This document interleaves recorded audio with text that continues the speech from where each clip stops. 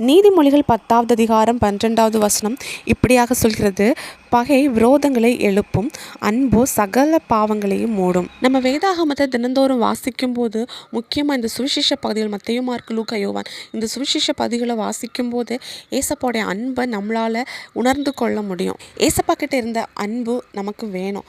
ஆனால் நம்மக்கிட்ட பகை உணர்வு இருந்துச்சு அப்படின்னா ஒரு வெறுப்பு, இன்னும் மற்றவங்களை பார்த்த ஒரு எரிச்சல், சண்டை, அதில் ஒரு சமாதானம் இருக்காது. எப்போ பார்த்தாலும் பிரச்சனை தான் வரும்.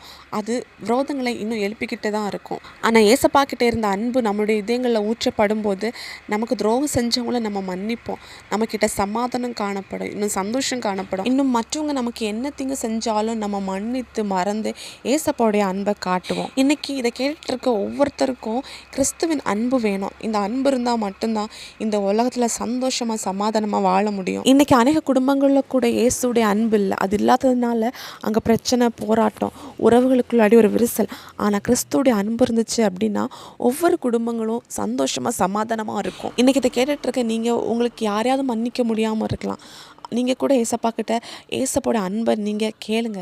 அவர் உங்களுடைய இதயங்களில் ஏசப்போட அன்பை தரும்போது நம்மளும் மற்றவங்களை மன்னித்து மறந்து சந்தோஷமாக வாழுவோம். இன்றைக்கி ஏசப்போட அன்பை தாகத்தோடு கேட்கும்போது ஏசப்பா உங்களுக்கு தருவாங்க. ஏசப்பா உங்களை ஆசீர்வதிப்பாராக. நீங்களும் சந்தோஷம் சமாதானத்தோடு வாழலாம். ஏசு கிறிஸ்துவின் நாமத்தில் ஆமேன்.